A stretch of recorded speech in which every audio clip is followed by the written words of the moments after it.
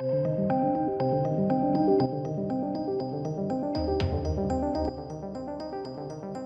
welcome to the channel, ladies and gentlemen. As you may know, I have been reviewing Star Trek Picard on a week-by-week basis, and a lot of people's issues with Star Trek Picard is to do with the dystopia.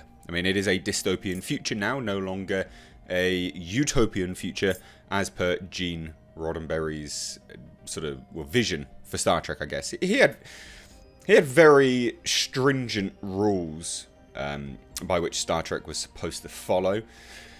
So a lot of people's issues with it is that they take the legacy that had become that is Star Trek and just kind of poo-pooed it, really. Now, this is interesting for a few reasons, because Michael Chabon is one of the writers on the show. He's also the showrunner. Now, he did a Q&A over on his Instagram, and he's specifically addressed the fact that we have now graphic violence, dark tone, dystopia, and interestingly, he puts the blame, and it's not even blame, but he's firmly saying, well, the reason for this is Jean-Luc himself, Patrick Stewart.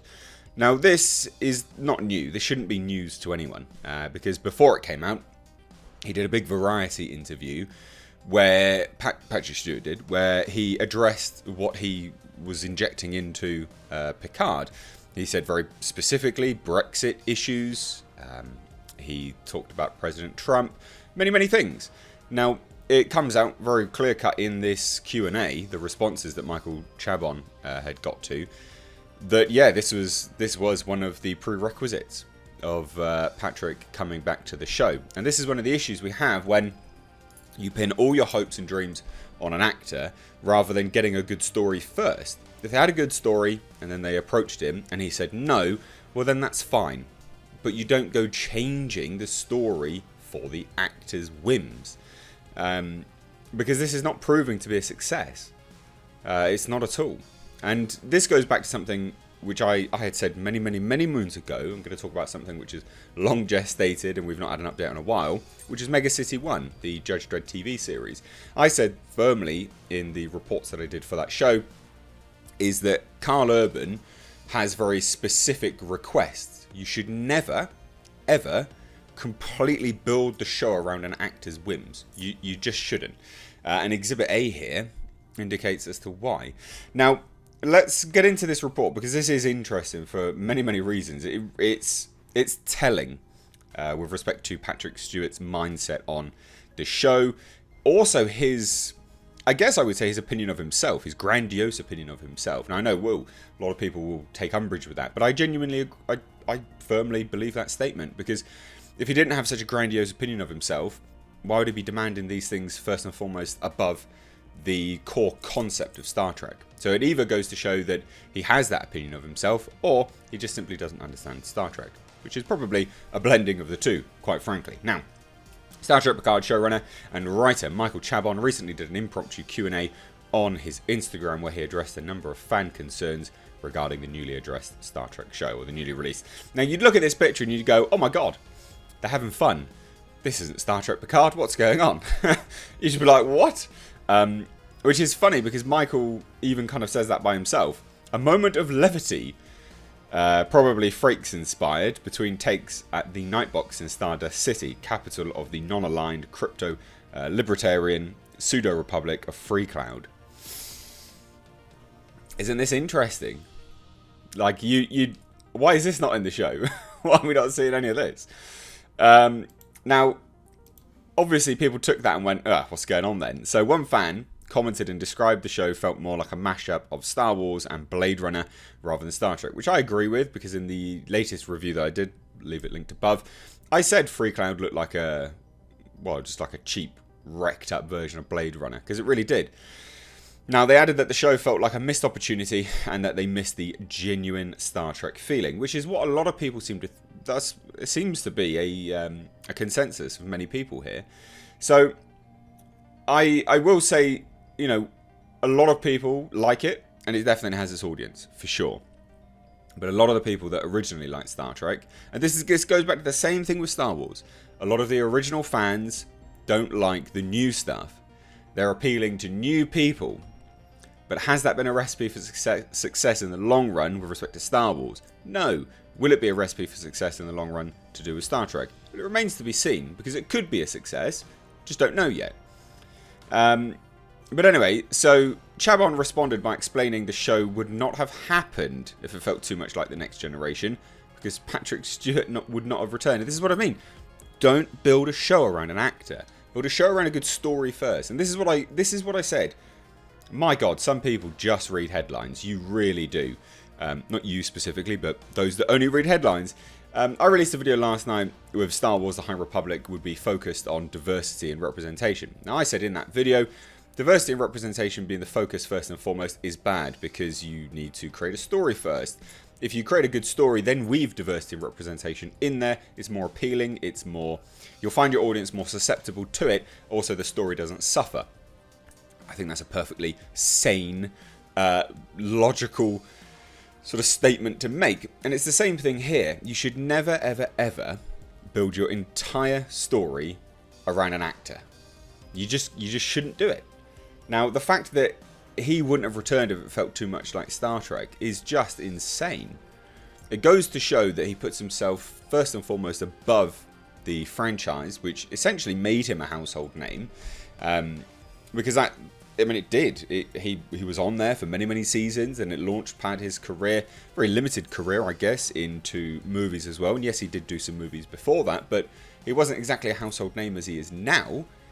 Or as much beloved as he was with respect to a huge fan base.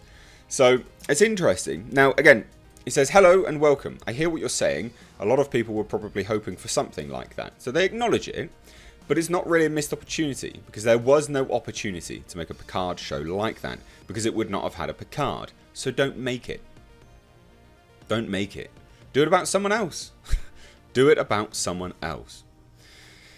Now, it continues. It says, Sir Patrick was clear from the start that he would only come back to do something that felt challenging to him and totally different from The Next Generation. Actually, Jean-Luc hanging out in a strange neighbourhood kind of perfectly sums up the approach he wanted us to take, and that's okay, because we already have The Next Generation, 7 seasons of it, plus the films. I never get tired of watching them. But, you know, it is an issue. It is an issue. And he's right in the fact that we'll always have The Next Generation, we'll always have the films and things like that. I completely agree.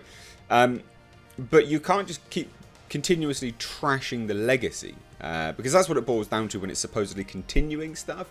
It'd be different if it was just a straight remake. If it was a remake, then we're talking about something different, because it's a reinterpretation. But when it's a continuation, people are expecting it to fall in line with what has come before it, because you go into that thing of timelines and canon, and I don't think that's an unreasonable statement to make. Again, so say if they were remaking Jaws, right? Yes, there'd be loads of people all in uproar about it and all going insane, and I'd be sat here going, calm down, because we've still got the original. If the new one's good, great. If the new one's shit, doesn't matter, because we've got the original. You're not trashing anyone's legacy at that point, but if you're continuing something, then you do have to take heed and notice of what has come prior to it. And they haven't done that here. But it's funny that they acknowledge it completely. Now, a number of fans questioned why the series featured so much violence. Chabon again put the blame on Patrick Stewart, indicating that he demanded a series written and intended for an older, more mature audience. But all the political elements that were in the original stuff, that is the mature audience there, surely.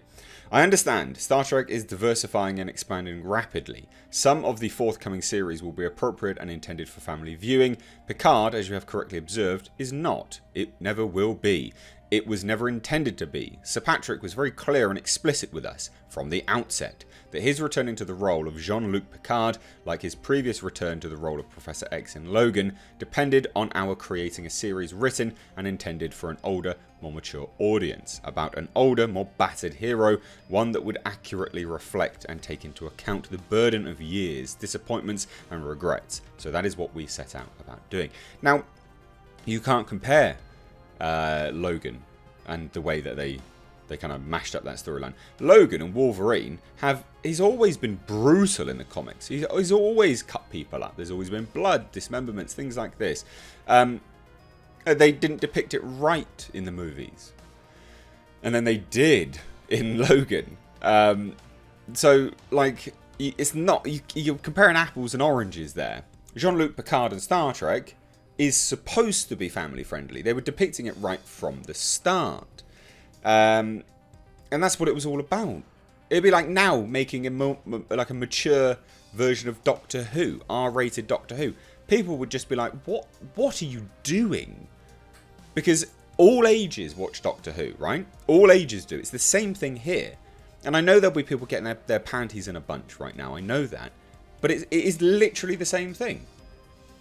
You know, you're taking a property which is intended for family viewing, as it always has been, and just R-rating it up for the sake of it. Because of one actor. And then everyone's like, oh, it's fine. No, it's not. It goes against the core fundamentals. Not only that, the other things that I've mentioned, the fact that it's a continuation, it must take into account what has come before it. So yeah, it's an issue. Now, Chabon would go deeper into the questions regarding the show's violence and pointed to how violence and torture have used in past Star Trek iterations such as The Next Generation, Deep Space Nine and Enterprise. And yeah, it's true. I am not unambivalent about the violence myself. The choice was not made lightly, though it was made collaboratively and therefore with a good deal of conversation and debate among the creators. And so I assure you that it is not there simply because we can or because we are trying, as you somewhat uncharitably put it, to be in. My partners would all have their own reasons for its presence in this story, as some of us had our own reasons for shying away from it. For me, it came down to this. There has always been violence and even torture in Star Trek. Sometimes that violence has been implicit, sometimes explicit, according to the dictates of censorship, the nature of the situation being depicted, the aesthetic of individual creators, or technical and or budgetary limitations. And the reason that there has always been violence in Star Trek is that Trek is art, and there has always been violence, implicit and explicit, in art. It belongs there. It belongs in any narrative about human beings, even human beings of the future.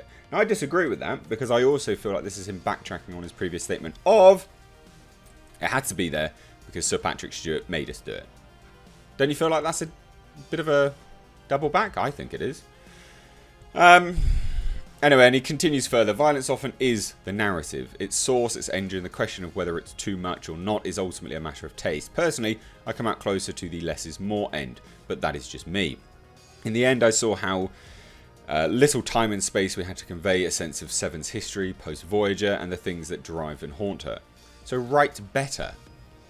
I decided, my partners, that intensity was warranted. Seven lives outside the rational confines of the Federation because that is where she finds her sense of purpose. But life is hard out there. If it wasn't, people wouldn't need her to help so badly, and she wouldn't have found such compelling reason to carry on in spite of her history of trauma. But I hear you. So, I mean, what the hell is going on? Now, obviously, people have correctly pointed this out. Michael Chabon isn't technically wrong, which is true, definitely. Some episodes do have stuff. Now, yeah, like absolutely, of course they do. But there's a limit to it. Now, violence and torture have been used in Star Trek in the past. However, the change in the tone of the franchise, seen in Picard, to a shift to a more mature audience is new. It's something that I personally find outrageous, which most people do. And it just kind of continues. Basically, it's the case of Patrick versus a franchise. It's Patrick Stewart's ego. Now, I said this. I had a video of it where I said, I think this is a vanity project. My first review of Star Trek Picard, the first episode, it looked like a vanity project. And I think I was right. I think Michael Chabon's comments, they indicate that I was right. It is a vanity project for Patrick Stewart, which is a shame. But I'd love to hear your thoughts. What do you guys think about this? Let me know down below in the comment section. If you're new here, do hit subscribe. Stay up to date on the world of pop culture and movie news by hitting the bell notification icon. Thanks so much for watching, guys. I've been Mr. H. Take care.